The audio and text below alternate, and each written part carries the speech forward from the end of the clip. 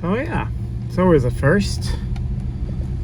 And if I advance it all the way, this is the closest I'll get. Let's see if it wants to. You see, it almost wants to. Well, welcome back to Living with a Classic. It's the next day from the previous video. If you haven't seen that one, I'll link it down below. But basically, my XJ12, for the first time in my ownership of it of 10 years, it failed to get me home. I mean, I've had some small breakdowns before, like, you know, alternator not charging well, you sort of limp it home, that sort of thing. But this, it went bang, and it backfired, and it stopped. Lots of troubleshooting in the last video. Sort of felt like I didn't have spark. I think I did. I think it was just a weak battery, and it was just weak, and I couldn't see it. We verified we have spark, the distributor's turning, and we verified that it is 60 degrees out, distributor, which is quite a lot. So I think, or I hope, that something has happened with the cog at the bottom of the distributor, and that it has, there's a pin that holds it. I hope that pin has sheared and the cog has turned a bit and then seized into place.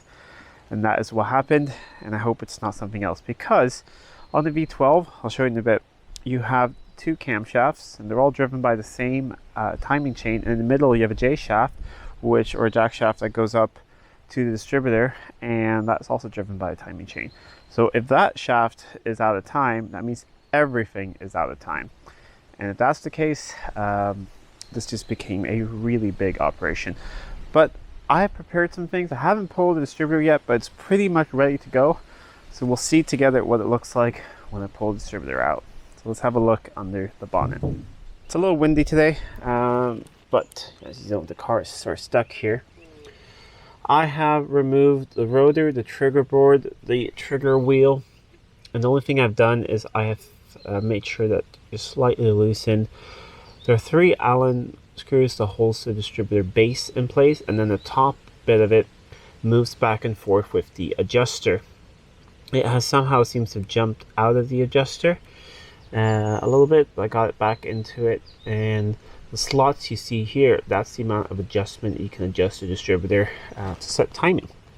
And then the rough timing adjustment you can do down here. And then of course, if you have it completely out, you get, you know, different teeth. So the vacuum canister should usually point about this way, and then you have the rotor pointing at cylinder 1 when you know, it is on cylinder 1. I have it at top dead center at the moment. I'm going to loosen these, and I felt, like I said, they were tight, so that's not a problem. Loosen those, I'll pull out the distributor, a couple cables disconnect, and then we'll see what's going on. It's all loose now. I haven't pulled it out yet, so you guys will get to see everything together. Let me just get this vacuum line off. Okay. Let's see.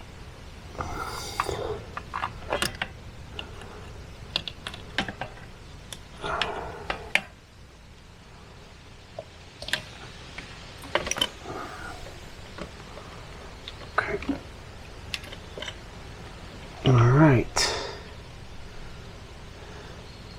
That looks suspiciously good. Let's have a look inside here. I can see the shaft in there. Looks like there's a good amount of oil. Let me see if I can feel anything weird about it. It's not loose. The sort of cog part feels rather good.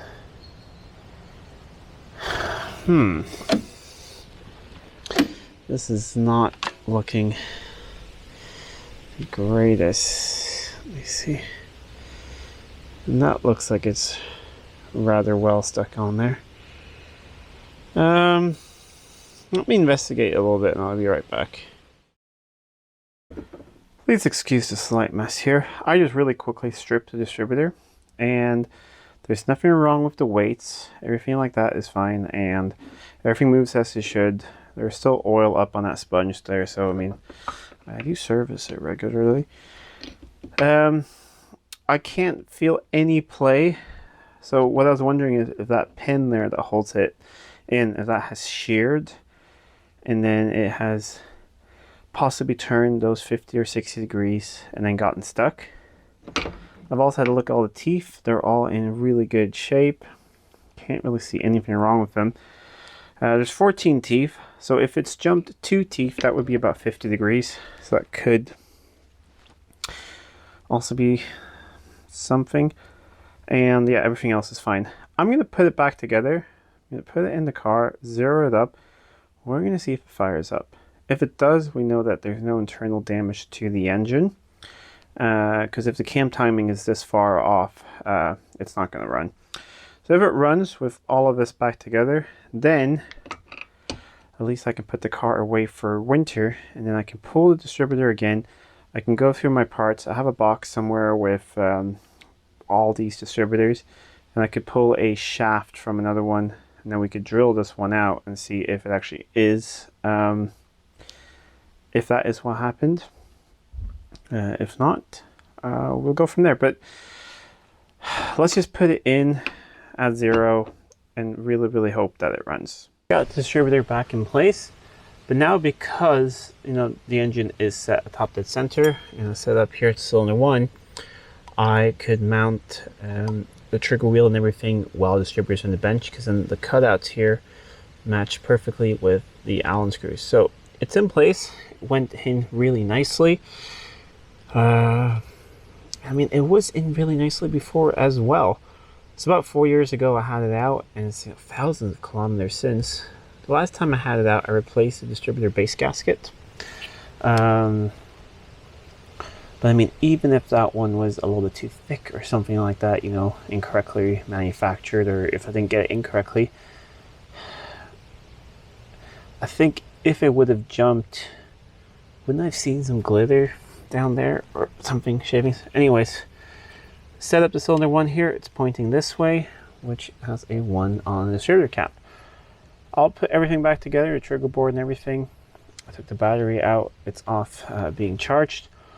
All that back together, we'll try, and I really hope it fires up, because then at least I know the engine is good, and then just something really weird has happened with the distributor. It's all back together now, and honestly, I'm quite nervous. Either it's going to fire up and be just fine, or we're going to have catastrophic engine failure. All right, let's see what happens. Timing is just, set roughly. So if it does run, it might not run the best. I really hope it does run though. All right, that fired right up. We are building oil pressure.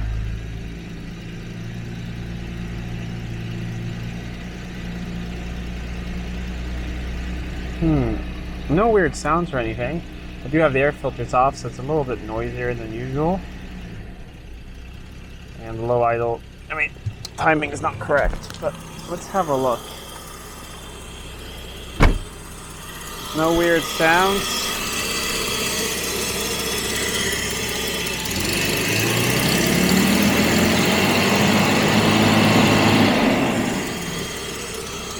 Alright, I think we may have dodged the bullet there. But the big question is, why did it happen in the first place? So it's running.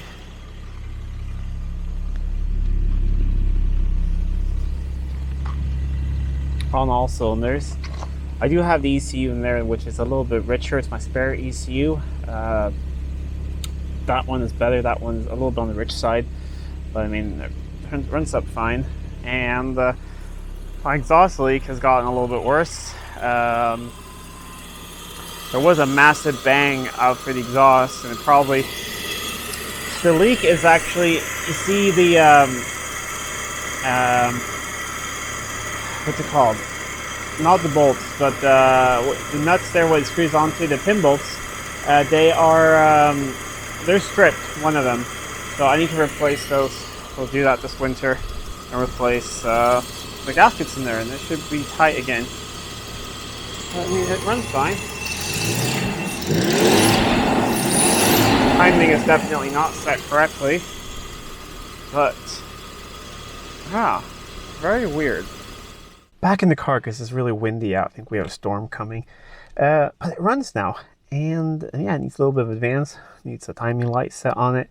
And I need to, change back to the other ECU. It runs much better on that one. Yet, this is strange. The only thing I can say is it somehow, the timing somehow got moved by about 50 or 60 degrees.